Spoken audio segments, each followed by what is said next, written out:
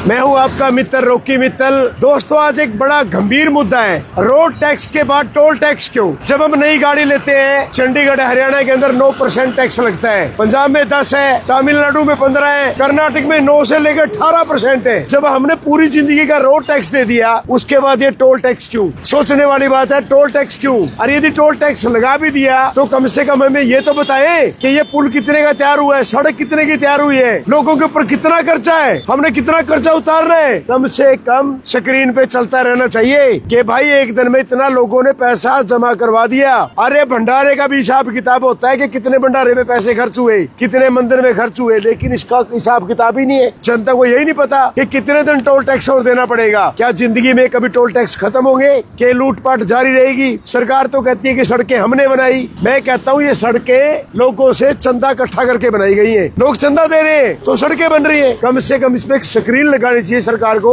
ताकि ये पता लगे जो लोगों के ऊपर कर्जा है सड़कों का, पुलों का, वो लोगों ने कितना कर्जा और उतारना बाकी है। बस मैं तो यही कहूंगा, यदि रोड टैक्स है तो टोल टैक्स क्यों, और यदि टोल टैक्स है तो लोगों को जानकारी होनी चाहिए कि कितने की सड़क बनी और कितने दिन में खत्म होगा। क्योंकि भाई नेताओं को तो कोई फर्क पड़ता नहीं, नेताओं के परिवार का तो टोल टैक्स माफी होता है। इसलिए मरता कौन है? आम जनता। पिसती कौन है? आम जनता। जय हिंद।